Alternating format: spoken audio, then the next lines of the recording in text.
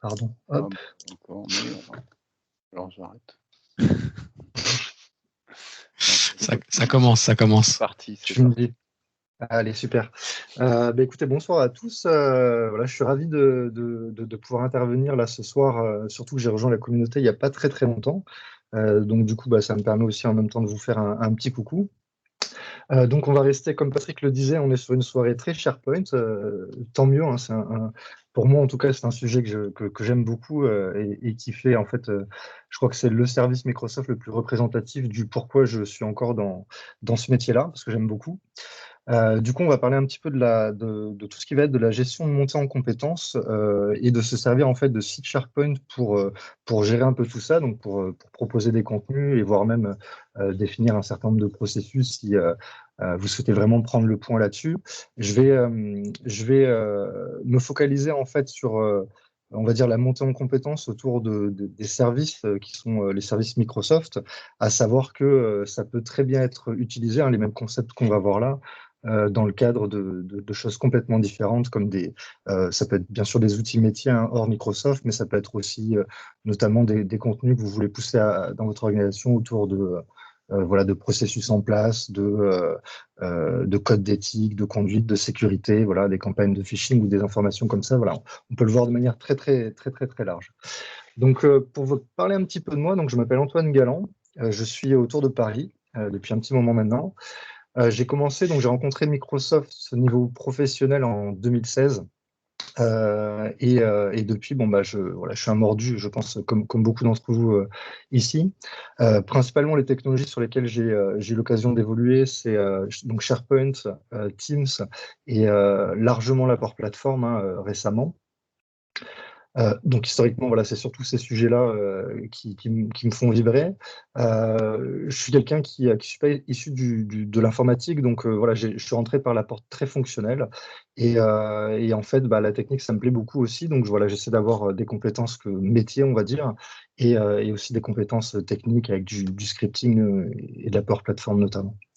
J'ai aussi un blog, si vous voulez aller voir, notamment sur le sujet là d'aujourd'hui de SharePoint. Il y a beaucoup des points qu'on va voir en fait qui ont fait l'objet d'articles que j'ai publiés voilà, principalement l'année passée. Et vous pouvez, je suis très ouvert, vous pouvez vous connecter avec moi sur LinkedIn et Twitter avec grand plaisir pour échanger autour de ces sujets-là. Ce que je vous propose du coup pour la session d'aujourd'hui, donc l'idée hein, c'est déjà de commencer par un petit wrap-up, j'appelle ça, j'ai pas été très inspiré sur les noms de l'agenda. Grosso modo, c'est de faire une petite introduction très très haut niveau par rapport à SharePoint, histoire d'être sûr que l'on parle tous du même sujet. Et en fait, on va faire une série de focus sur des petites fonctionnalités que j'ai sélectionnées. Hein. J'ai essayé d'être le plus exhaustif possible pour en fait finalement nous servir de ces fonctionnalités pour designer un petit peu l'expérience des personnes qui vont consommer notre site SharePoint et notamment donc, par des fonctionnalités autour des sites. Hein. On a des différents templates, il y a des choses qui peuvent être intéressantes de noter là-dessus. Tout ce qui va être le fonctionnement avec les pages qui nous font une superbe plateforme, on va le voir. Hein. Déjà, une page intrinsèquement, on peut afficher beaucoup de choses qui viennent d'ailleurs que de SharePoint dedans. Et au-delà de ça, le système de gestion des pages, je voudrais partager avec vous typiquement un squelette que j'ai, dont je me sers voilà, dès que j'ai ces sujets-là, pour montrer un petit peu voilà, à des partenaires, à des clients, ce que l'on peut faire voilà, avec SharePoint. Donc je vais vous montrer ça en milieu de présentation. Et on finira en fait par tout ce que j'ai appelé additional feature. Finalement, c'est tous les autres services que l'on va pouvoir consommer dans le cadre de SharePoint pour améliorer et construire prototyper même nos expériences. Et je voulais finir par Teams et Viva parce que c'est vrai que c'est un gros sujet. Je vais juste ouvrir une porte. Ce serait bien on verra si ça suscite des échanges. Je pense qu'il y a pas mal de choses intéressantes qui arrivent là. Du coup, Nico nous en a parlé hein, de cette phase de cette nouvelle mouvance un petit peu d'expérience employée. Et je pense que SharePoint a vraiment sa place. Donc, écoutez, on verra ce que vous en pensez. Allez, on va commencer très très simplement. Voilà, je vous ai mis une diapo avec 3 bullet points et un petit screenshot. C'est de ça que je vais me servir pour les personnes qui connaissent pas du tout SharePoint, histoire d'être sûr que voilà, on parle de la même chose. Je pense que vous connaissez quand même un minimum.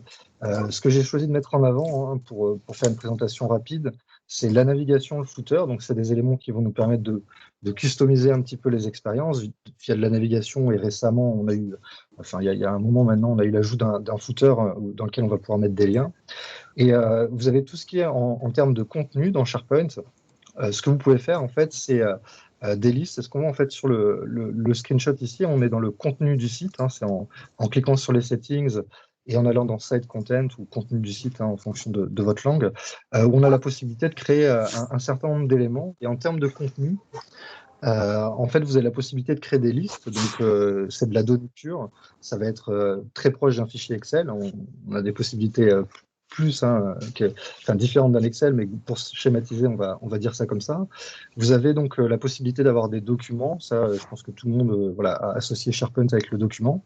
Vous avez aussi des bibliothèques qui sont un peu spécifiques, qui sont des bibliothèques de pages, donc, dans lesquelles on va stocker des pages, comme la page d'accueil que vous avez en fait quand vous créez un site SharePoint.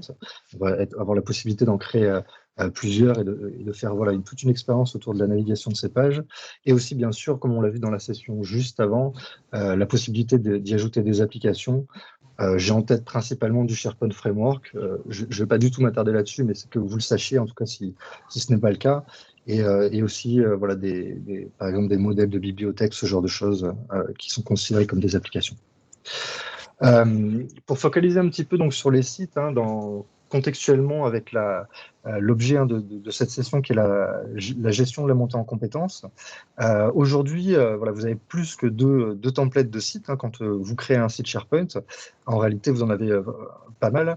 Et ceux qui sont vraiment mis en avant, hein, par l'interface, si vous créez les sites par l'interface, donc ceux qui sont poussés aujourd'hui, hein, par l'éditeur, ça va être des sites d'équipe et des sites de communication. Pour faire très très simple, un site d'équipe visuellement, la différence entre les deux sites, on a la navigation qui est dans un site d'équipe à gauche et en haut dans un site de communication. Il y a une petite chose à noter quand même, c'est au niveau de la navigation du coup, la gestion des rangs, vous savez, des niveaux de navigation, vous avez jusqu'à 3 niveaux de navigation. Donc, grosso modo, c'est comme des nœuds de navigation qu'on va imbriquer les uns dans les autres. Au niveau d'un site d'équipe, ça ne répond pas de la même manière, dans la mesure où on a besoin de cliquer sur un nœud pour voir les enfants, hein, les éléments qu'il y a en dessous de ce nœud de navigation, tandis que dans un site de communication, on va juste passer la souris pour voir, d'ailleurs, on peut faire un méga menu, quelque chose de très sympa. Voilà, disons, en termes de navigation, on va avoir quand même plus de possibilités dès qu'on a des gros menus. On va plutôt partir sur un site de communication. Au niveau des fonctionnalités vraiment de sites qui sont intéressantes, pas que pour de la montée en compétences, hein, vraiment, je pense pour tous les sites, c'est toujours sympa de savoir que ça existe. Ça va être le menu Site Usage, hein, c'est au niveau des paramètres aussi. Vous avez une petite page qui vous donne des informations sur l'utilisation de votre site, les heures de connexion, les pages ou documents qui sont les plus vus, etc. Donc ça vous permet d'avoir un peu de statistiques sur l'impact qu'a votre action. Il y a un point que j'ai mis ici que je trouve assez intéressant. Alors voilà, c'est juste pour le pointer, pour expliquer que ça existe et voir en tout cas voilà, si ça peut être utile dans vos scénarios. C'est la notion en fait de pouvoir identifier un site comme faisant foi au niveau de l'organisation par rapport aux news. C'est-à-dire qu'en fait, vous pouvez, donc c'est une commande PowerShell, hein, on va juste dire ce site-là est un site de type org-wide, voilà, il y a différentes options. Et celle des news, elle est assez intéressante, c'est le screenshot qui est un peu petit, hein, j'espère que vous pouvez voir un petit peu, mais ça c'est l'affichage des news, vous savez, quand vous cliquez sur SharePoint, dans le portail Office 365, vous avez les sites que vous suivez, etc. Et la notion de news, même chose au niveau de l'application mobile. Et le fait d'identifier donc ces sites de cette manière, ça vient changer un petit peu. Donc là, c'est un exemple, hein, que j'ai. Une news qui vient d'un site qui est identifié comme ça va ressortir avec, en fonction de votre thème, bien sûr, une mise en page un petit peu en avant, comparé à une news d'un site qui n'est pas forcément identifié comme ça. Donc voilà, ça va être un élément de promotion qui peut être intéressant, et surtout dans le cadre de choses qui touchent tous les employés, typiquement. Voilà, c'est quelque chose qui est intéressant.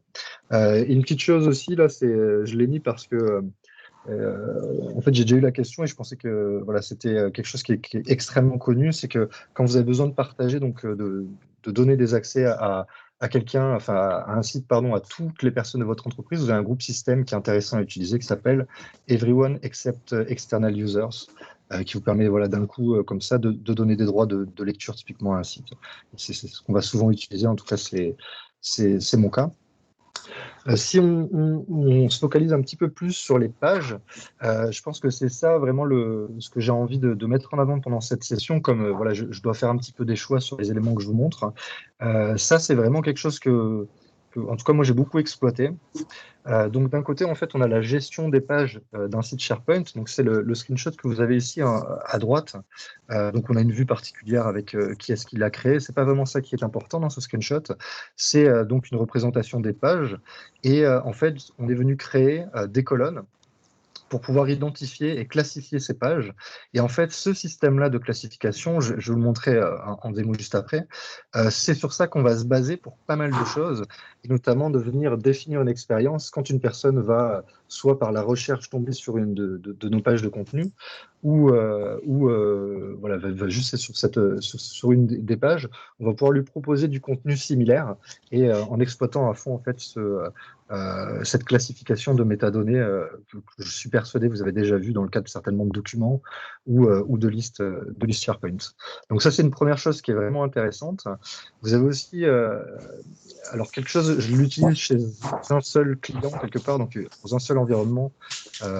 Aujourd'hui, c'est la notion de draft. Quand vous faites des pages, vous pouvez faire des drafts, donc des brouillons, et donc ces pages ne sont pas forcément visibles. Et cette notion de draft est assez intéressante pour les mécanismes d'approbation. C'est voilà, si vous avez un comité RH qui s'occupe par exemple de tout ce qui est aspect communication, ça peut être du marketing aussi, où vous allez avoir un besoin vraiment fonctionnel de dire voilà, j'ai besoin que les articles, que l'IT ou d'autres personnes publient par rapport à leur processus, aux éléments sur lesquels ils vont vouloir donner du contenu, ce soit approuvé.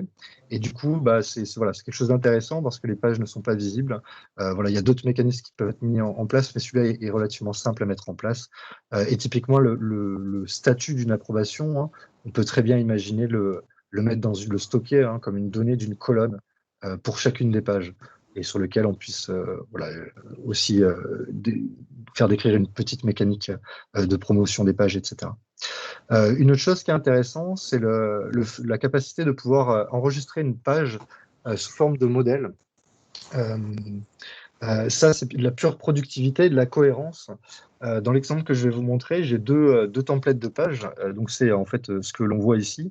Au moment de l'expérience de la création de page, hein, quand je vais vouloir créer mon contenu, ben, je vais avoir en fait donc des templates qui sont déjà proposés hein, par Microsoft, et j'ai donc les deux pages que j'ai sauvegardées qui correspondent en fait à une mise en page que j'ai fait pour deux catégories de pages. Une page qui vient résumer un certain nombre d'articles sur une thématique, une classification que j'ai souhaité mettre en avant, et un article une page qui est un modèle d'un article, donc qui est focalisé sur le contenu et avec des articles liés préconfigurés à droite, dans mon exemple. Hein. Donc, c'est, on va dire, pour pré-mâcher le travail de production et derrière se concentrer vraiment sur le plutôt intéressant. C'est quelque chose qui fait gagner beaucoup en productivité. Et une autre chose qui est, je pense, assez intéressante, c'est proche de ce que j'ai dit juste avant, dans la slide précédente, au niveau de cette commande PowerShell. En fait, vous avez la possibilité aussi de définir une bibliothèque. Alors, il y a une documentation à lire parce qu'il y a d'autres mécanismes qui sont en jeu, comme les droits d'accès qui vont être influencés grandement hein, sur cette bibliothèque-là. Mais en fait, on a la possibilité d'identifier une bibliothèque en tant que ressource à l'échelle de l'organisation. Qu'est-ce que ça fait ? Bien, en fait, quand vous allez créer des pages après, ou quelqu'un d'autre va créer des pages dans votre organisation, ça peut être dans le cadre de ces sites de montée en compétences, comme voilà, des sites plus traditionnels d'un intranet, de services, de départements, ce genre de cas classiques. Ben, en fait, vous aurez au moment de la sélection d'images notamment, vous aurez la possibilité d'avoir cet onglet en plus qui correspond à votre organisation. Alors, dans mon exemple, hein, j'ai un tenant de développeur que j'ai énormément trituré. C'est des documents officiels. Ici, dans notre contexte, ce serait plutôt des images, et donc des images qui sont approuvées par l'organisation, voilà, pour pouvoir être consommées dans les différentes pages, etc. Donc, plutôt intéressant. Donc, ça permet de donner un environnement propice à la productivité déjà et au fait que on retrouve tout le temps les mêmes choses, un petit peu, qu'on soit habitué. Typiquement, une image va être choisie pour une thématique particulière et on va souvent la rechoisir parce qu'elle correspond à l'illustration de cette thématique. Donc, dans l'esprit aussi des gens, ça va être un point de repère, donc plutôt intéressant. c'est à ne pas négliger, ça peut paraître un peu particulier, mais c'est à ne pas négliger. Et purement dans les pages, il y a des fonctionnalités super sympas de base, natives complètement, qui sont les commentaires et réactions. Je crois que Nico l'a montré tout à l'heure. C'est cette faculté en bas des pages de pouvoir liker et réagir. Je ne peux pas vous le garantir à 100%, je suis quasi sûr de moi quand même. C'est récupérable de manière en programmation avec du PowerShell notamment, de ce genre de stats. Je ne suis pas sûr que ce soit aujourd'hui sur le graphe. Voilà, je n'ai pas encore testé. Il y a aussi une autre chose alors je ne l'ai pas en français, tout ce qui est related pages, c'est toutes les pages qui vont être mises en avant de manière automatique par SharePoint en fin d'article, en fin de page, tout simplement. Donc c'est à voir si vous pensez que ça peut être intéressant. Là, on va focaliser donc un petit peu plus sur les audiences. C'est un gros sujet, en fait, en réalité, ces audiences, même si les fonctionnalités, les configurations ne sont pas lourdes, enfin, en tout cas, moi, je ne les trouve pas lourdes, comparé à d'autres choses dans SharePoint qui peuvent être beaucoup plus lourds. Les audiences, c'est super intéressant à ne pas confondre avec, en fait, les droits. Quand on parle d'audience, on ne parle pas de droit d'accès. Donc, si je reprends mon cas des pages ou même de documents de contenu de montée en compétences, voilà, dans notre contexte à nous, les audiences, c'est pas quelque chose qui va donner des droits ou les enlever, c'est plutôt un outil de promotion. Ça vous permet de promouvoir du contenu en fonction de population. Donc, c'est très proche d'ailleurs de ce que disait Nico tout à l'heure. Donc, l'idée, en fait, c'est de pouvoir utiliser des groupes et de dire, voilà, ces groupes-là, je souhaite que certains de mes articles, certains de mes documents, même certains de mes news, donc c'est tout, en fait, les bullet points que vous avez à gauche, ça, ce sont les éléments qui sont éligibles, entre guillemets, aux audiences. Donc, pour aller un petit peu dans le détail, vous avez tous les éléments de navigation dans lesquels vous pouvez utiliser des audiences. Exemple simple, voilà, j'ai trois menus dans mon site SharePoint. Il y en a un, je vais dire, il y a uniquement 3 ou 4 groupes ou un seul groupe qui est dans les audiences. Qu'est-ce qui se passe pour les utilisateurs? Si je suis dans un de ces groupes, je vais voir le lien de navigation, sinon je ne vais pas le voir. Donc ça va nous permettre, voilà, de ne pas proposer des contenus hors sujet à certaines populations et vice-versa, de proposer des liens de navigation pertinents pour nos populations. Donc on est d'accord, il y a quand même un certain travail, et on va le voir, il y a des outils pour ça, il y a un certain travail de maturité sur les audiences à avoir. C'est pas forcément quelque chose qui est fait, qui est fait dans toutes les organisations. Mais après, voilà, on peut, je vais vous montrer, je pense, quelque chose de probant pour vous aider à mettre le pied à l'étrier, en fait, sur ce sujet-là, au niveau de la démo. Vous avez aussi donc les footers qui sont éligibles aux audiences. En termes de web part pur et dur, c'est-à-dire qu'on va afficher sur des pages, vous avez les news éligibles bien sûr à la promotion de contenu via les audiences. Une web part particulière ou un web part, je ne sais jamais si c'est un garçon ou une fille, donc je dis une moi. Donc highlighted content, c'est contenu mis en évidence. Je vais vous faire une démo aussi, vous allez voir, on a la possibilité de pousser du contenu ou pas en fonction de groupe d'audience.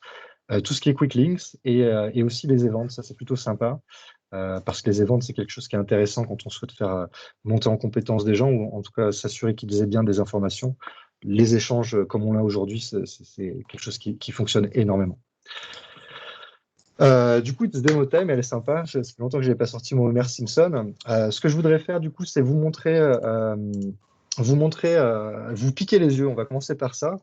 Vous piquer les yeux pour contextualiser un petit peu notre histoire. Là, ce que je vous montre, en fait, c'est ce qu'on pourrait imaginer être un hub. Alors, il est très moche parce qu'il a vraiment vécu. C'est étonnant qu'il tienne encore debout. C'est un site vraiment qui me sert à faire beaucoup de tests, et notamment la couleur orange. Peut-être certains reconnaîtront.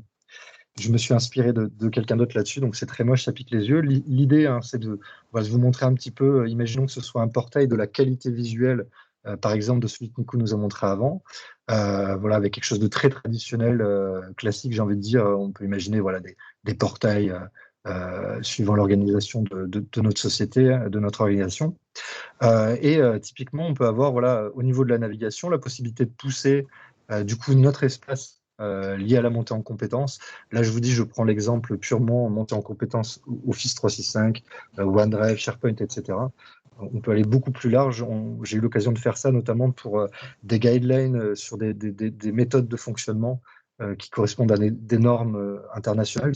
Ça s'est trouvé être une très bonne solution aussi de SharePoint. Donc pour vous dire, voilà, on a au niveau de la navigation et au niveau footer, si ça ne vous parle pas, voilà, tout bête, on a la possibilité de faire un lien ici. Donc là, on va revenir sur un site qui pique un petit peu moins les yeux. C'est ça, en fait, donc ce que je souhaitais partager avec vous en démo aujourd'hui, c'est en fait un squelette que j'ai qui me permet voilà, de commencer le prototypage quand j'entame ces sujets voilà, avec des partenaires ou des clients. L'idée, elle est très très simple. Je vous le disais tout à l'heure, on a donc des pages. Là, j'ai fait exprès, j'ai aucun document, c'est uniquement des pages. Et bien sûr, on peut ajouter des documents dans nos pages ou dans les pages d'accueil, il n'y a pas de souci là-dessus. Là, l'idée, c'est de montrer vraiment au niveau des pages. Donc, ce qu'il y a, c'est très très simple. On a au niveau de la navigation en haut un certain nombre de parcours d'apprentissage qui sont en fait des pages qui vont regrouper d'autres pages tout simplement, donc autour de thématiques, introduction à Microsoft 365, gestion de mes documents personnels avec OneDrive, comprendre un petit peu SharePoint avec Microsoft Teams, enfin voilà, faire des choses avec Microsoft Teams. Et j'en ai un petit peu spécial. Celui-là, il est lié à un rôle que j'ai en fait, qui est propriétaire de site, où j'ai en fait du contenu qui est dédié aux gens qui gèrent des sites SharePoint dans la société. Donc notamment de la gestion de droits. Et les rôles, si c'est quelque chose qui est défini dans votre organisation, le rôle qu'a, qui peut être au-delà de la gestion des droits, bien sûr, le propriétaire de site dans votre organisation. On va retrouver un petit message d'accueil. Voilà, c'est juste de dire au niveau de la personnalisation de la page, voilà, on a toujours un petit message d'accueil qui vous explique quel est l'objet en fait de cet espace-là. On retrouve donc nos différents learning paths. Donc c'est tout simplement des pages qui regroupent un certain nombre d'articles sur une thématique. Donc là, voilà, pour se projeter, j'aime toujours faire quelque chose axé sur les technologies, parce que tout le monde comprend ça. C'est vrai que dans le monde de l'éducation, on travaille plus en termes d'expérience pour essayer de casser en fait les silos entre les différentes technologies, parce qu'il y a beaucoup d'imbrication, on le sait largement, notamment avec Teams, entre les différents services. Donc voilà, là c'est quelque chose de très traditionnel que j'ai choisi. Pour vous montrer un petit peu, finaliser sur la page d'accueil, ici en fait on a un contenu qui est purement géré par l'audience. Je vais vous le montrer derrière, que j'ai appelé For You. On peut faire quelque chose de plus joli, bien sûr, même en termes de design. C'est deux articles qui sont vraiment liés au fait que j'appartienne aux propriétaires de sites SharePoint. Ici, j'ai des news. C'est intéressant parce que c'est juste pour vous montrer qu'on n'est pas obligé de faire tous les articles nous-mêmes. Aujourd'hui, on a une communauté énorme autour de Microsoft. Alors clairement, c'est pas forcément contextualiser l'information à votre organisation. Par contre, ça peut être sympa voilà, de capitaliser sur certaines choses relativement officielles de Microsoft, comme les What's New. En cliquant dessus, ce sont ces articles que propose Microsoft, notamment sur Teams par mois, quels sont les updates. Et vous voyez qu'ici, pour mettre à jour finalement cette news, la seule chose que donc le propriétaire de cet espace aura à faire, c'est de choisir de faire un news link et de rentrer un lien. Et automatiquement, on a les informations de la page qui sont récupérées. On a cette image avec le titre qui est récupéré.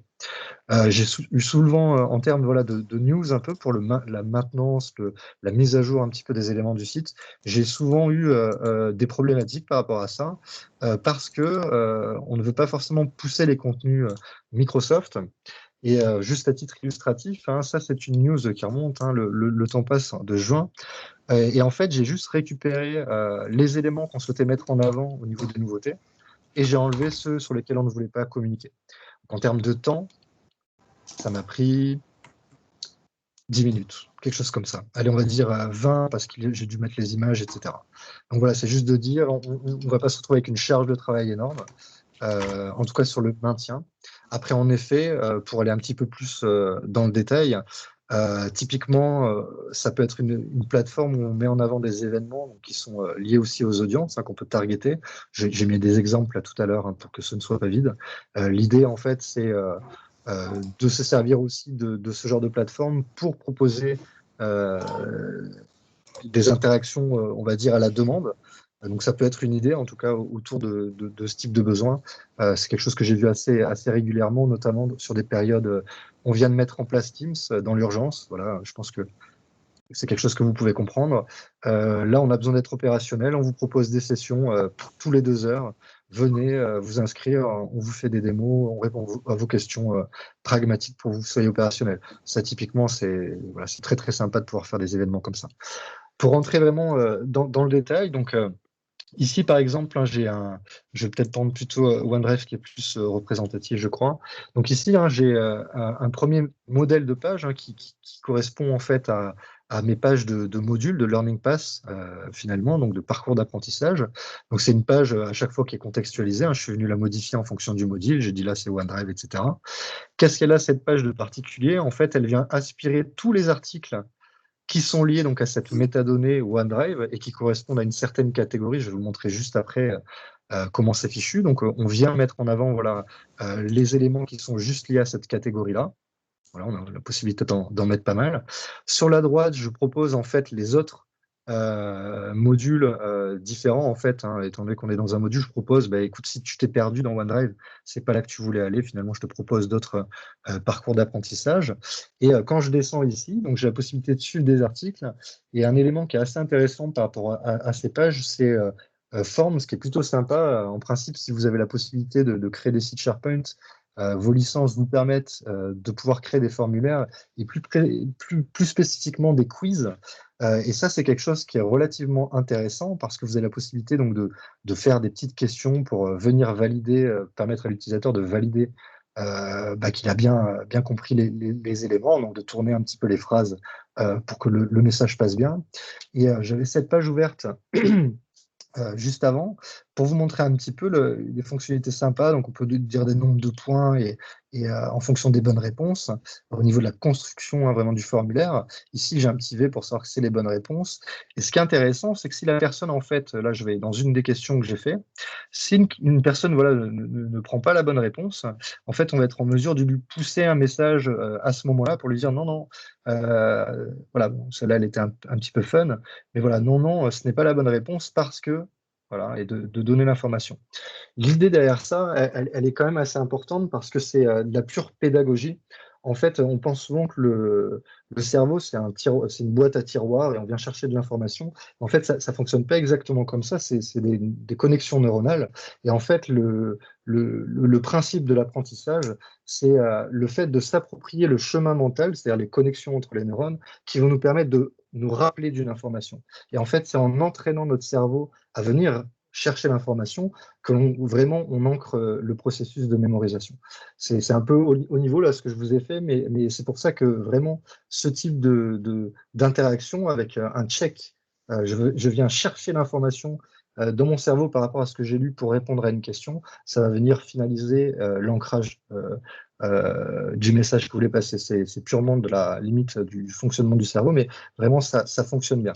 Ce que je voulais vous montrer en fait par rapport à vous mettre un petit peu le pied à l'étrier par rapport aux audiences, que je disais tout à l'heure, et à la segmentation un peu de vos populations, c'est que derrière, quand vous mettez à disposition comme ça des formulaires, et même les informations de savoir qui a regardé les articles, rien que ça, hein, c'est des informations qui sont assez intéressantes parce que vous pouvez lancer une petite campagne, par exemple, si je reviens sur mon espace, vous dites voilà, on a noté beaucoup de problèmes avec hop, la synchronisation de OneDrive. Voilà, c'est un truc que j'ai souvent vu. J'ai une synchro, j'ai cliqué supprimer, mais ça a tout explosé sur le SharePoint. J'avais pas prévu, voilà. Ok, pas de souci. Vous pouvez faire une petite campagne de sensibilisation et voir en fait qui a répondu à l'appel et même qui a passé le quiz. Vous pouvez même forcer hein, le passage du quiz. Bon, faut voir après ce que vous voulez faire, mais du coup, ça peut être intéressant. Et ça me fait penser rapidement en termes de aussi pour vous montrer hein, le contenu des pages, vraiment quand on regarde un article, vraiment hein, pour avancer un petit peu sur ce que je voudrais partager avec vous. Là, on est dans un article, hein, je suis passé d'un Learning Pass, donc un module, directement à un article très spécifique au niveau voilà, de cette thématique-là.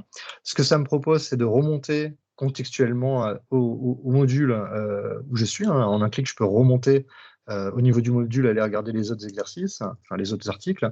Et je peux aussi récupérer tous les articles liés à ce module pour naviguer sans avoir à revenir en arrière. Donc, tous ces éléments-là, c'est juste pour faciliter, on va dire, fluidifier la consultation. Hein. C'est là, rapidement, j'avais un souci avec ma synchro. Je ne comprends pas comment ça fonctionne. J'ai appelé le support. Éventuellement, c'est super bien le support IT pour faire prendre ce genre de solution parce que c'est un support pour le support, en fait, finalement. voilà, ils m'ont repointé vers cet espace-là, cet article-là spécifiquement, en m'expliquant de suivre un peu voilà, cette image-là animée qui me montre un peu le processus pour enlever une synchronisation, qui m'explique un peu comment ça fonctionne. Ça, typiquement, je fais, ah, ben, il y avait un autre truc, comment je fais pour... voilà, qu'est-ce que c'est exactement OneDrive? Je voudrais voilà, aller regarder un peu plus dans le détail ces éléments-là, et je peux me prendre au jeu. Voilà, tout simplement, l'idée, c'est ça. Aller passer le petit quiz, peut-être avoir un petit reward et commencer à gamifier les choses. En tout cas, ces stats-là, c'est des stats intéressantes que vous allez pouvoir récupérer parce que ça, ces formulaires, ce sont des déclencheurs pour potentiels quand quelqu'un remplit un questionnaire au niveau de Power Automate et on va pouvoir vraiment simplement venir stocker cette donnée où bon vous semble. Je n'ai pas de conseils à vous donner, ça dépend vraiment de votre organisation hein, en termes de stockage de données, surtout qu'il y aura des données personnelles, c'est important de le noter, ou au moins d'appartenance à une division, à un segment hein, de l'organisation, et ça vous permet comme ça de regarder un petit peu qui sont les personnes qui sont intéressées par vos contenus, qui peuvent devenir demain des ambassadeurs, et sur lesquels vous allez pouvoir focaliser plus on va dire vos actions de montée en compétences. Je voulais vous le montrer rapidement, hein, tant que je suis vraiment complètement dans la démo. En fait, finalement, hein, ces notions d'audience, je vais commencer par la navigation ici. Donc, je suis sur un profil complètement admin. Hein, donc, je fais partie de tous les groupes avec ce profil-là. Enfin, voilà, je suis dans toutes les audiences au niveau de ce sujet-là. Au niveau de l'édition ici, ce que l'on est venu faire, en fait, hein, c'est activer les audiences. Et j'ai un petit icône ici qui me dit attention, ce lien-là de navigation, donc qui fait partie du nœud Learning Pass dans mon exemple, ce lien-là de navigation est sujet aux audiences. C'est-à-dire que quand je clique dessus, le fait d'avoir activé ça, hein, ça me donne la possibilité d'avoir ce menu en plus dans lequel je vais pouvoir saisir des groupes. Et basé sur ces groupes, en fait, ça va afficher le lien pour les membres de ces groupes et ne pas l'afficher pour un membre, quelqu'un qui ne fait pas partie de ce groupe, tout simplement. Par contre, la personne peut complètement accéder à la ressource qui est derrière. Hein. Cette page de Learning Pass, elle peut complètement aller la voir, seulement elle n'est pas mise en avant au niveau de la navigation. Donc par la recherche, elle pourra très bien la trouver, ou si elle est dégourdie par le contenu de site en naviguant vraiment dans le site.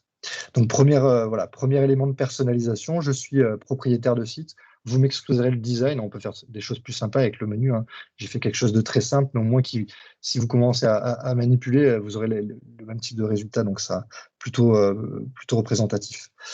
Une autre chose en termes d'audience, en éditant la page ici, j'ai donc cette petite web part de contenu mis en évidence. En la sélectionnant ici, comment j'ai fait hein, pour utiliser les audiences? J'ai juste sélectionné cet élément-là qui me permet du coup d'afficher uniquement les contenus en fonction de ces audiences. Derrière, ce sont des pages, donc ça va me permettre de faire ma transition, c'est-à-dire où est-ce que je vais pouvoir identifier ces audiences en fonction de mes pages. Pour ce faire, on va aller dans le dur de ce que j'ai à vous apporter en termes de valeur aujourd'hui dans cette session, je pense. C'est au niveau donc, de cette bibliothèque de pages, hein, on va Page Library, j'ai 36 pages, et en allant dessus, du coup, je vais me retrouver donc dans ma bibliothèque de pages dans laquelle je vais pouvoir aussi définir un certain nombre de vues qui vont me permettre de filtrer un petit peu, d'avoir une vue un peu plus adaptée en fonction de mes besoins, en tant que plutôt qu'administrateur hein, de ce site. Il y a une première chose que l'on est venu faire hein, quand même, au niveau des settings, et puis particulièrement des settings de cette librairie, on a donc quelque chose qui existe depuis un bon moment, qui est le targeting, voilà, les audiences targeting, et on est juste venu cocher cette case-là, Enable Audience Targeting. Concrètement, qu'est-ce que ça a fait? C'est très simple. Ça a ajouté une colonne système, quelque part, qui s'appelle Audience, dans laquelle je peux renseigner des groupes au niveau granularité d'une page pour pouvoir identifier en fait finalement mes groupes d'audience. Il y a une petite limite, d'ailleurs, on va la regarder ensemble. Comment je fais ça? Il y a plusieurs manières. Hein. On va y aller par le property pane à droite. Donc là, c'est le menu en fait où au niveau de ma page, je vais pouvoir modifier les différentes métadonnées qui sont affiliées. Donc typiquement classifier ma page. On va les regarder ensemble. Hein. Je vais vous expliquer ça juste après. Et plus bas, du coup, je vais me retrouver donc avec les audiences. Ici, Je sais qu'on est limité. Alors c'est dommage, dans cette interface, c'est pas écrit. Pour moi, on a une limite. D'ailleurs, si je peux avoir confirmation, ce serait super de la part de l'audience. Pour moi, on est limité à 10 groupes. Voilà, donc c'est une petite limite quand même à avoir en tête au moment où vous allez définir vraiment votre classification des audiences, d'avoir quelque chose, vous pouvez avoir quelque chose de très granulaire. Si le besoin se présente et que ça a de la valeur de faire ça. Après, quand on est sur vraiment toute la société, voilà, c'est bien d'avoir des grandes lignes. Notamment, moi, c'est quelque chose que je fais beaucoup. C'est OK, on va te donner le droit, toi, métier, sur la gestion d'un espace SharePoint, par exemple, ou d'une équipe Teams. Je voudrais que tu suives des trainings. Et en fait, on va carrément les rendre obligatoires en termes d'onboarding. Donc, ça peut être des choses en one-to-one ou comme des articles et des quiz à suivre à la demande. Donc, voilà, c'est pour vous donner un peu un retour de choses que j'ai vues, en tout cas, avoir de la valeur. Voilà, ce type de choses était notable. Au niveau donc, des catégories, en fait, c'est assez sympa parce que c'est pas moi qui les ai créés. Ça, c'est super cool. Merci la communauté. C'est-à-dire que je me suis largement inspiré d'un article que j'ai lu il y a pas mal de temps déjà, au niveau de la classification pure de pages. Et en fait, comment utiliser ça pour orienter en fait les contenus qui sont mis en évidence dans les différentes pages que je vous ai montrées sur la droite des articles, pour avoir tous les articles, OneDrive par exemple, ce genre de choses. Donc c'est sur ça qu'on va se baser. Et j'ai gardé, il y en a un peu plus que ce que je mets en production, j'ai envie de dire en général, juste pour montrer un petit peu ce que l'on peut faire. Typiquement, on va avoir une grande thématique au niveau de la page. Je vous montre en faisant un filtre ici, ça va me donner finalement les choix que j'ai pu prédéfinir. Ces choix, c'est assez simple, hein. J'ai séparé quand même la home page parce que dans les pages de site, hein, on a une page d'accueil. Derrière, vous avez des news, donc ça, c'est facilement identifiable. Et derrière, par contre, moi, j'ai souhaité avoir des articles vraiment comme des procédures de guidance. Voilà, je t'explique comment faire quelque chose. On en a d'autres de type rôle description. Je vous parlais de propriétaire d'espace et tout. Voilà, on peut définir quels sont les rôles, hein, de ces personnes-là, leurs obligations, leurs droits, leurs devoirs, quelque part. Donc, ils peuvent aller plus que de la gestion de droit, hein, je le retrouve souvent. Et donc, les summaries, c'est en fait mes pages qui sont de type donc le module, donc c'est-à-dire la page d'accueil de OneDrive où je vais retrouver tous mes articles. Je les identifier comme ça pour les afficher ou non en fonction de mes différentes pages, tout simplement. Une autre chose, du coup, c'est tout ce qui va être guidance topic. Donc, c'est tout en anglais, hein, parce que c'est plus simple, en fait, quand c'est en français, c'est un peu compliqué dès qu'on a de l'international. Donc là, c'est tout simple, c'est pour montrer qu'on peut un peu casser les silos des services, ce qui est juste derrière ici, hein. J'ai tagué les choses en SharePoint, OneDrive, Teams, etc. Et pour dire, voilà, on peut finalement aussi voilà, parler de teamwork, juste de découverte, un petit peu comme les certifications Microsoft, les fundamentals par exemple, c'est un peu pour dire ça. On pourrait très bien imaginer aussi une classification qui, je pense, nous parle tous, c'est les level 100, level 200, level 300. Voilà, hein. Donc typiquement suivre la montée en compétences de nos populations sur les différentes thématiques que l'on a. Voilà, tu es OneDrive level 1, j'abuse, on peut faire des trucs plus sexy que ça, hein, mais bon, dans l'idée, tu es OneDrive level 2, etc. Et en fonction de ça, quand tu vas arriver ici, hein, sur la page d'accueil, je reviens rapidement, eh bien en fait, tu vas avoir directement le parcours de ton niveau et ce sera plus du discover ou voilà, on va arriver sur quelque chose de plus technique. Voilà, c'est pour vraiment vous donner des infos sur jusque là où on peut aller sur cette thématique-là. En termes de rendu, parce que là, je vous montre tout, donc avec un seul utilisateur, j'ai un autre profil ici. Un profil qui n'est pas, alors je ne sais pas si ça rendra bien de mettre les deux en même temps. On va voir. Bon, ça va à peu près. Au niveau du menu, quand même pour vous montrer ici, donc je suis dans la population sur la gauche, hein, qui est propriétaire de site, donc qui est dans une audience, et du coup, je vais le retrouver et pas ici. Donc là, j'ai uniquement voilà, les choses qui ne sont pas sujettes à des audiences. Même chose au niveau, alors là, je vais être obligé d'agrandir, au niveau donc de ce contenu mis en évidence avec les audiences. J'y ai accès parce que c'est branché sur mes audiences. Ici, je ne le vois pas, hein, j'ai juste sélectionné ne rien afficher quand il n'y a rien à afficher. Voilà, c'est une petite case, c'est comme ça qu'on fait pour que ça n'affiche rien. Et je pense que c'est à peu près voilà, le principal. Voilà, pour montrer en tout cas la différence. L'intérêt de ça, c'est de se dire, je ne vais pas faire des espaces en fonction de mes populations, mais plutôt avoir la capacité de centraliser et de venir organiser, orchestrer, j'ai envie de dire, mon contenu et de venir cibler des populations. Donc avec tout ça, voilà, il y a, en fonction de votre souhait et de souhait de votre organisation, voilà, à vouloir faire passer l'information par ce type de plateforme, vous pouvez aller super, super loin sur les processus. J'ai vu des sociétés qui faisaient vraiment des trainings obligatoires. Et typiquement, c'est bête, mais d'avoir un petit Forms qui est branché. Voilà, vous pouvez valider quelque part qu'une personne de votre organisation a bien validé un certain nombre de points. Voilà, et envoyer un mail qui certifie, etc. Je veux dire purement pour le processus limite légal, voilà, de suivi de cette montée en compétences. Ok, je pense que je vais continuer parce que j'ai pas mal de choses à vous dire au niveau de la présentation encore. On pourra revenir hein, si vous avez des remarques et des questions, on pourra se baser sur la démo. Du coup, au niveau d'autres éléments hein, finalement sur lesquels on va pouvoir capitaliser, toujours dans ce contexte de montée en compétences et précisément SharePoint, site SharePoint, on a une très belle intégration avec Yammer, donc ça c'est purement culturel. Est-ce que voilà, la notion de réseau social d'entreprise est active chez vous et est-ce qu'elle est utilisée vraiment chez vous ou c'est vraiment de l'ordre du extra-professionnel? C'est des choses qui arrivent, voilà, ça dépend vraiment des organisations. En tout cas, voilà, c'est une occasion assez sympa de pouvoir proposer, par exemple, à un utilisateur qui est sur un parcours d'apprentissage, une communauté dédiée ou un peu plus large, avec laquelle il va pouvoir interagir, alors pas forcément en temps réel, mais en tout cas directement dans l'interface SharePoint. Donc plutôt, franchement, enfin, moi, je suis extra-preneur de ça. Je trouve ça très, très intéressant. Ça correspond aussi aux usages. J'ai pas envie de casser les générations, mais voilà, les usages, on va dire, les générations là, qui rentrent dans le marché du travail, aujourd'hui, sont nées quand même avec les réseaux sociaux. Donc voilà, c'est faire un pas vers eux. Voilà, après avoir, bien sûr, dans le contexte, dans votre contexte à vous. Vous avez Stream qui est extrêmement intéressant.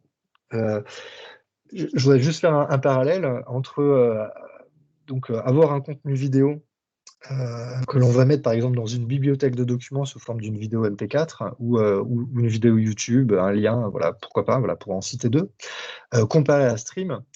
Stream, c'est très intéressant parce que Stream vous permet, quand vous uploadez une vidéo, de transcrire automatiquement les phrases, les choses qui sont dites dans la vidéo. Ça va plus loin que ça, on peut identifier des gens et tout. Enfin voilà, il y a un gros service derrière on va dire, de gestion de vidéo. Et en fait, cette transcription de ce qui est dit, là, imaginons on enregistre le call, voilà, ça va être transcrit sous forme de texte, et bien c'est recherchable. C'est indexé. Et du coup, on a la possibilité, comme ça, sans forcément classifier la vidéo, etc., qu'elle soit visible dans de la recherche, voire même de l'aspirer ça en mode un peu intelligence artificielle. Enfin, je pense qu'on va avoir beaucoup de projets dans les années à venir autour de ça, et pas que Stream, hein, c'est beaucoup plus global. Et typiquement, donc Stream, voilà, j'ai mis une petite impression d'écran de ce que serait voilà, par exemple un module complètement vidéo en utilisant les services, on va dire, natifs, parce que c'est aussi l'objet de la session proposée par l'écosystème Microsoft. On pourrait très bien imaginer donc le OneDrive ici, là on est en édition, hein, et proposer toutes les vidéos d'une chaîne particulière OneDrive et un petit formulaire en bas, tout bête quoi. Voilà.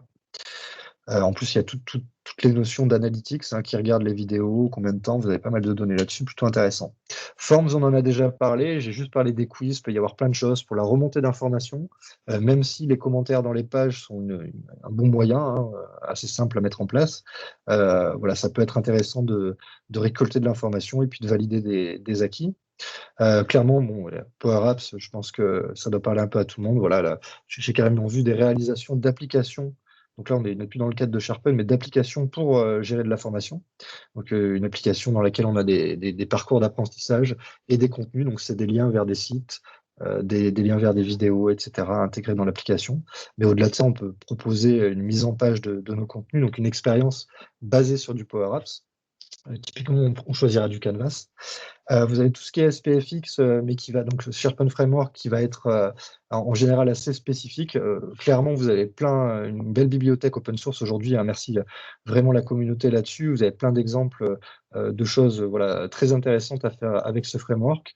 Je l'ai vu dans vraiment le contexte de gestion de la compétence, je l'ai vu sur la définition d'interface vous savez, de skills, c'est-à-dire là où un utilisateur va pouvoir dire bah, moi, je connais bien voilà, tel processus dans l'entreprise, voilà, j'ai des skills en supply chain, je dis vraiment n'importe quoi, mais voilà, des volontés, on va vouloir faire des choses un petit peu comme ça, je l'ai vu là récemment.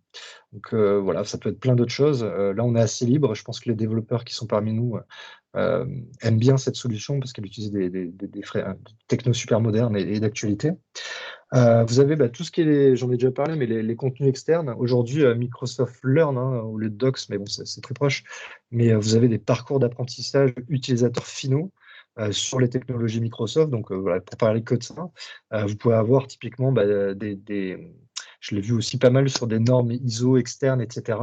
Tout ce qui est la documentation, donc de venir dans votre espace mettre des pointeurs là-dessus, sur des documentations, comment fonctionne la norme ISO 27000, blablabla, et voire même le contextualiser par rapport à l'activité des populations. Et il y a une autre chose, je suis obligé d'en parler, même si je voulais faire une session vraiment sur des choses natives, un peu do it yourself, vous donner les pointeurs voilà, sur les fonctionnalités intéressantes à exploiter.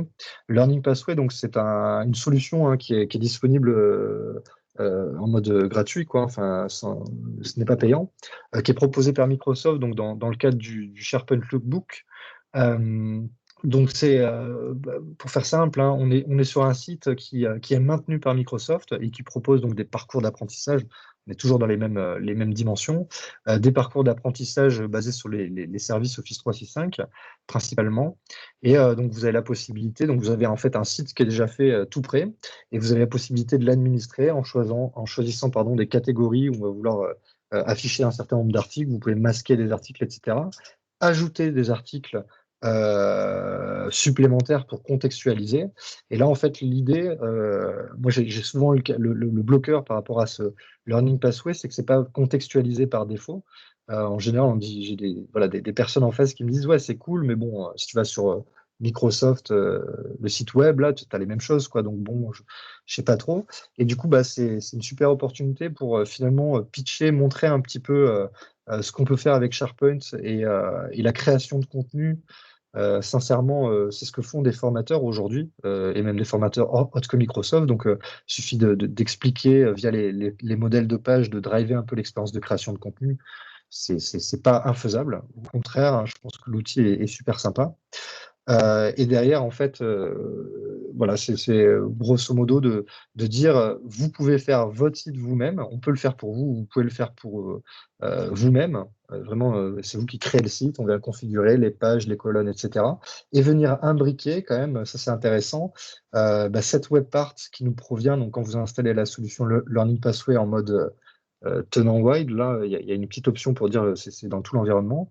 Du coup, vous allez pouvoir récupérer cette web part qui vous donne les menus que vous avez mis en évidence au niveau de la configuration de ce Learning Pathway et qui peut faire donc la passerelle entre votre espace vraiment contextualisé de monter en compétence par rapport à votre organisation et de faire une passerelle pour aller dire si tu veux, regarde, on a des contenus vraiment standards, hein, mais qui ont le mérite d'être là et qui sont des fonctionnalités quand même très intéressantes, et de venir jongler entre les deux. Donc ça à voir, mais en tout cas, c'est une possibilité que vous avez, et un sujet, pour moi en tout cas, qui est assez d'actualité, sur la personnalisation, en fait, hein, la contextualisation de cette solution, qui est très bien et qui est maintenue, et aujourd'hui disponible en beaucoup de langues. Donc voilà, il y a aussi le multilangue qui joue beaucoup sur cette solution. J'espère que je suis pas trop tôt ou pas trop tard, on verra. Pour conclure, j'ai encore un petit peu d'ouverture à faire. Au niveau donc Pas de souci. Super, merci pour la confirmation. Je regarde la montre, mais je t'avoue, je ne sais plus trop à quelle heure je devais finir. Donc voilà. Voilà, pour ouvrir un petit peu, j'ai envie de dire, la discussion à ce qui nous attend et ce que Nico nous a largement montré avec notamment l'expérience employée, là, cette nouvelle ère, et ce sera peut-être un mot qu'on va beaucoup utiliser dans le futur, en tout cas je l'espère parce qu'il est plutôt sympa. Donc déjà, il y a une chose très simple à faire au niveau de site SharePoint, c'est que vous avez la possibilité de créer très simplement, c'est en faisant 3 petits points, le nom ça doit être AppMaker ou quelque chose comme ça, c'est une petite application qui vous permet d'éditer un manifeste. Je vais le faire très simple, grosso modo, ça vous permet de faire un icône ici dans la navigation sur la gauche, au même niveau que d'autres éléments, hein, que les chats, etc., l'activité, les calls. Et ça, vous pouvez juste dire, voilà, je veux que ça pointe sur mon site. Et en mise en place, c'est extrêmement rapide, hein. Il y a juste une URL à retweaker. Voilà, il y a un format particulier, mais tout simple, et qui vous permet, d'ailleurs, je crois qu'à Ballon, vous avez fait ce genre de choses. Et typiquement, dire par exemple, voilà, need help. Et ça, ce qui est intéressant, pareil, on parlait des audiences, avec donc les policies, les stratégies. En français, je ne l'ai pas, mais c'est App Setup Policy. C'est en fait les stratégies au niveau de quel bouton on va retrouver chez les utilisateurs de Teams dans votre organisation. En fait, vous pouvez affilier à certains groupes, pousser certaines applis ou enlever certaines autres. Je fais un exemple simple qui est très nul, mais bon, voilà, on m'a demandé de le faire, c'est d'enlever Teams pour le personnel qui a uniquement les first line workers, donc qui travaillent uniquement sur les téléphones. Moi, j'ai trouvé que c'était une aberration et je voulais pousser les équipes, mais le souhait, c'était d'avoir, voilà, eux, leur activité, ils font des appels, ils ont des meetings de temps en temps et il faut qu'ils aient des discussions de groupe. Donc, on a enlevé ça pour pas que ça les embête. Voilà. Et donc, de la même manière, on peut dire toute l'entreprise ou une partie de la population, cette application-là, hein, cette app-là qu'on a fait très rapidement, elle va être poussée dans la navigation et du coup accessible. Voilà, je suis dans Teams, boum, je peux accéder à mon espace dédié à la montée en compétences. Dans des scénarios, là, je vous ai montré juste un site. Vous pouvez carrément avoir un hub hein, avec les notions d'upsite, toute une voilà, faire différents sites pour différentes thématiques de communication finalement et d'information pure et dure. Voilà, autour de, par exemple, les outils informatiques, travailler dans ma société, quels sont, voilà, de mettre des liens vers des processus ou des applicatifs qui vous permettent de prendre vos congés, voilà, tout le type de service. Donc, voilà, c'est des choses qui sont faisables. Et Learning, pardon, Viva Learning, c'est super intéressant dans la mesure où, là, voilà, on a un positionnement énorme d'un très gros player. Alors, on verra si ça a l'impact souhaité, mais en tout cas, aujourd'hui, tous les signaux sont en vert pour que ça fonctionne bien, parce que c'est intégré dans Teams. Teams est utilisé enfin, vous avez vu les courbes c'est effarant. Donc, voilà, tous les voyants sont en vert pour que ce genre de solution prenne. On verra voilà, comment ça va se passer concrètement. En tout cas, l'info que je voulais vous donner par rapport au sujet d'aujourd'hui, malheureusement, je n'ai pas la source. Pareil, si vous voulez qu'on échange là-dessus pour me confirmer peut-être. Moi, j'ai entendu, alors soit dans les annonces ou soit dans des webinaires dont j'ai assisté avec les équipes produits Microsoft, donc qui expliquaient un peu Viva le concept. Donc j'ai eu l'information qu'on avait la possibilité d'ajouter des sources d'apprentissage, et notamment des espaces SharePoint. Donc potentiellement, à valider, mais en tout cas, on pourra retrouver, voilà, si c'est quelque chose que vous avez déjà fait, des espaces dédiés à de la montée en compétences et vous pensez que c'est intéressant de les mettre en évidence au niveau d'une solution comme Viva, ça pourra être fait certainement. Donc, je suis très impatient de voir comment ça se réalisera. Mais en tout cas, c'est une option qui me paraît, en tout cas, moi, clairement, je vois l'opportunité. Voilà, j'espère que vous aussi. Je pense que je vais m'arrêter là. Écoutez, si vous avez des remarques et des questions voilà, par rapport à ce qu'on vient de voir ensemble, ou même des éléments de précision, n'hésitez pas, c'est le moment. Merci beaucoup.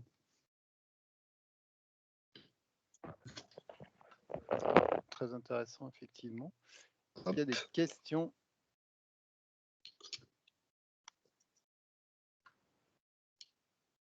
Est-ce qu'on peut poser une question? Oui. Oui, bien sûr. Bonjour, bonsoir, merci Antoine pour cette présentation très riche. Je m'appelle Émilie Zoloff, en fait, et je travaille à la SNCF. j'aimerais bien savoir deux choses, en fait. Par exemple, la page synchronisation OneDrive. Est-ce qu'un contenu d'un site, est-ce que tu les fais avec des pages ou tu conseilles de les faire avec des actualités, ça veut dire tout ce qui est contenu et non pas tout ce qui est summary, c'est-à-dire c'est pas les sommaires. Oui, Ça, oui. c'est la première question. Mm. Et deuxième question, est-ce que tu as eu l'opportunité de faire une fac dans un site SharePoint et si tu l'as fait, comment tu conseilles de le faire ou comment on fait ça en fait? D'accord. Je vais commencer donc sur la première chose au niveau donc est-ce qu'on utilise des pages ou des news voilà je pense que ce sera quelque chose d'assez intéressant. Déjà, ce que je peux dire là-dessus, hein, moi en tout cas, ce que j'ai privilégié, c'est d'avoir un socle au niveau, par exemple, pour vous montrer au niveau du contenu du site. Il va falloir que j'aille avec la bonne personne. Au niveau du contenu du site, je crois que là, voilà. Super. On est dans la bibliothèque de pages ici, hein. C'est là où j'ai d'ailleurs la totalité, hein. Vous voyez, c'est des news ici. Et en dessous, j'ai des pages de contenu. Moi, l'idée, en tout cas, à chaque fois, ce que j'ai pu mettre en place, c'est je me suis dit, tout ce qui est pérenne dans le temps, tout ce voilà, qui est une fonctionnalité, même si les interfaces vont évoluer, on est dans le cloud, ou le processus va changer. En tout cas, ce sujet-là, le sujet de l'article ou de la page, c'est quelque chose qui va durer dans le temps. Je pars sur des articles de préférence parce que ces articles, je vais pouvoir donc utiliser voilà, toutes ces métadonnées pour les mettre en avant, etc.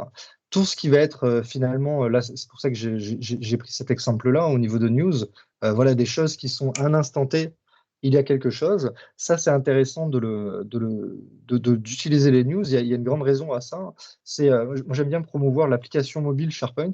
Et typiquement, le fait d'utiliser des news, ça vient automatiquement pousser l'information qu'un nouvel article est disponible parce que c'est une news en fait. Donc vous avez carrément un push sur le mobile hein, à ce niveau-là.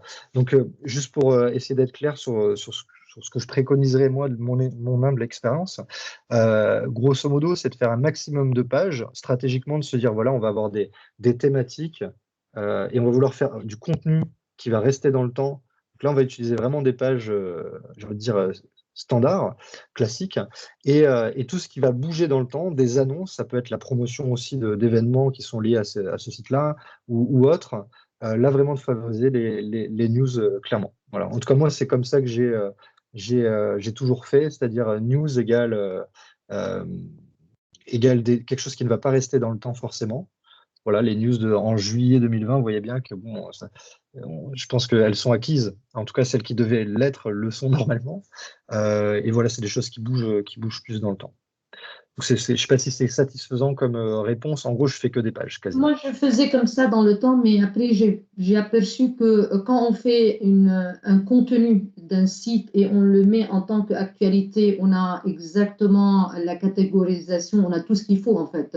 Il n'y a pas de différence dans ce sens. Mais une news, elle est lue 1000 fois chez nous et une page, elle est lue 10. Ah, donc là, ça c'est intéressant, parce que ça veut dire que potentiellement la surface la plus pertinente, c'est des news, et donc dans votre cas, hein, Et et logique. clairement, oui, ce qui est logique, et clairement, du coup, ça peut être intéressant de faire de la pub. Moi, je ferais ça, hein, mais bon, voilà, de faire de la pub pour vos contenus, des nouveaux contenus, ou voilà, des choses qui sont importantes, en tout cas, ou qui vous pensez que ça a de la pertinence pour votre audience, sous forme de news, en disant, voilà, je vais prendre l'exemple de la Moi, homepage tout le là-bas. contenu du site est en news. Ouais. Sauf, Et du coup, sauf, par exemple, chez toi, tu as la synchronisation, mais tu as une page sur OneDrive. oui, Okay. c'est Moi, ça, la ici, page là. OneDrive, je la laisse en tant que page, mais tous les D'accord. contenus dedans, tu vois les contenus, the OneDrive synchronization, document Ouais, ouais, synchronization, document, ça, tout c'est des ça, news. c'est des news. D'accord. Et tu Et, utilises et donc d'accord. là, l'audience, et en plus, j'ai rien à faire parce qu'elle est poussée directement sur les mobiles, sur les C'est ça, ouais. actualités. Et c'est Ouais. génial. Alors très, très bonne remarque, là, du coup, vraiment, c'est pas bête, hein, surtout par rapport à cette histoire de mobile, de venir faire de la publicité quelque part pour les contenus via des news. Après, il y a une chose peut-être que je peux dire, parce que c'est vrai que je l'ai pas vraiment montré là, et ça peut être intéressant pour vous, c'est au niveau donc, de mon modèle de page d'article. Hein, j'ai ici donc les contenus mis en évidence. Et pourquoi, en fait, je pense que les pages, quand même, ça me paraît mieux. C'est ici au niveau donc, de comment elle est configurée. Je vais faire donc un filtre sur ma bibliothèque de pages, qui s'appelle page, hein, c'est ce qu'on dit ici. Et en fait, je vais me servir donc des page properties. Regarde ici. C'est la même chose J'ai avec News. Hein. News, ok. C'est juste de dire, donc ça rentre potentiellement aussi. Et donc je vais me servir donc des propriétés, c'est les colonnes, et je vais juste éditer un certain nombre de règles pour dire je veux que le service soit OneDrive, que la colonne ce soit des guidance, ça veut dire des articles Oui, et pas des summaries.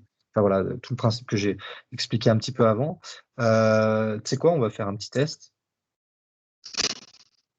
On va tout péter, voir si ça marche. Je Non, voudrais en juste fait, voir il voilà, faut si j'ai que tu as bien. des... Non, Ouais, c'est c'est bon. ça. Si tu as Tu des news. vois, c'est bon. Ok, attends, je Ouais. regarde juste Guidance Patch Type, s'il me récupère bien, mais tu vois, j'ai plus de menu déroulant. Attends, je me suis Page Property. C'est ça que j'avais identifié, c'est pour ça que je voulais en venir là, c'est que j'ai plus Là, il faut menu, écrire exactement. Si tu ouais, voilà. écris Et moi, je exactement. préférais, donc ça doit fonctionner, d'accord. Moi, je préférais, du coup, je me suis dit, tu vois, je n'ai pas testé, donc merci beaucoup pour ta remarque. Comme j'ai vu ici dans Page et que j'avais un menu déroulant, hein, dès que je choisissais, hop, je vais le remettre bien, le menu Page Properties. Ici, j'avais, voilà, bon, je l'ai ici en bas, hein, le temps que ça se rafraîchisse, vraiment un menu. Je me suis dit, nickel, c'est exactement ce que je veux faire. Voilà. Mais en effet, du coup, on pourrait fonctionner avec uniquement des news éventuellement. Et comme ça, donc, ça t'assure que la population a bien le message sans forcément envoyer un mail en plus. Rien, on fait rien. Ouais. Par contre, au niveau présentation dans le webart, on n'a pas les mêmes choses. News, Oui.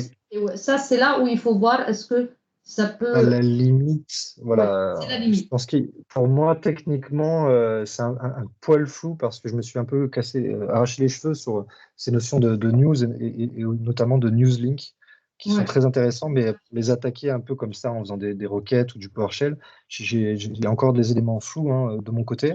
Mais en effet, ouais, en tout cas, pour moi, c'est possible. Je suis j'aime bien être organisé, donc du coup, j'aime mieux les pages. Voilà. Mais après, on vient de voir si c'est possible. La deuxième question, un petit peu là que tu avais, tu peux me la C'est la fac. reposer? Par exemple, on a besoin de faire une fac et j'arrive pas vraiment à savoir comment je me plante pour, tu vois, Au que ça niveau soit FAQ, dynamique, que ça soit, tu vois. ouais, au niveau FAQ, là c'est bien, hein, purée, ça nous met en. C'est une très bonne remarque parce que ça me permet de mettre en évidence un truc sympa. Il y a beaucoup de manières, hein, je pense, d'attaquer ce sujet-là. Il y en a une qui me paraît sympa, qu'on a déjà utilisée là, même sur des choses assez petites comme FAQ, mais aussi grosses aussi, c'est les listes. Parce qu'en fait, une liste, tu peux dire, donc je crée une liste avec différentes colonnes. Il peut y avoir questions, réponses, des catégories aussi pour Ouais. classifier un peu tout ça. Et en fait, le truc que je trouve intéressant, c'est le formatage. En fait, tu as la possibilité, alors est-ce que j'ai un exemple là? Pas C'est vraiment, la mais tu présentation qui sais n'est de. pas. C'est ça, Oui, moi, qui me gêne, c'est la présentation qui ne ouais, plaît pas parce que c'est une liste. Ça veut dire, voilà. Et c'est ça, on n'a pas des éléments comme une page mise en évidence, on a des éléments. C'est ok. ça Là, il y a pas mal d'exemples, je pense, qui peuvent être pas mal. Est-ce qu'ils en mettent ici? Sinon, il y a le GitHub, hein, mais je vais regarder un petit peu s'il y a des screenshots. Ouais. Bon, c'est pas des cartes, j'aurais préféré des. Ok, je vais aller sur GitHub. En gros, tu as donc la possibilité, je fais très très simplement, dans une liste, j'en ai pas. Ok, bon, moi, dans une liste, de venir changer le formatage, la manière dont le contenu est rendu. Ouh, PNP GitHub marche plus, pardon? Excusez-moi, mais ça m'a fait rire. Ok, on va essayer de trouver un truc avec Card. Si je peux chercher Card là-dedans, je pense qu'il va y avoir des contenus sympas. Voilà. Bon, c'est pas forcément adapté, mais voilà. Ça donne un petit peu une idée. Tu vois, typiquement, on peut se retrouver, ça, c'est des éléments qui sont présents dans une liste. C'est des colonnes, il y a le nom, Ah oui, voilà, là, le ça me mail. va. Moi Tu aussi, c'est vois? comme ça me va. Et ça, en fait, cet élément-là, hein, c'est juste une liste. Donc, il y a une adresse certainement, hein, qui est rendue. Et en fait, qu'est-ce que l'on vient faire? Alors, le site est un peu archaïque parce que enfin, c'est pas archaïque, pardon, hein, c'est parfait, mais c'est très dev, hein, tout ça. Mais en fait, qu'est-ce qu'on fait, hein? On vient juste copier-coller un morceau de JSON, hein, donc voilà, peu importe, mais du JSON qui vient dire, voilà, je définis des styles, je vais faire une div, etc., qui va avoir ce pixel-là, etc.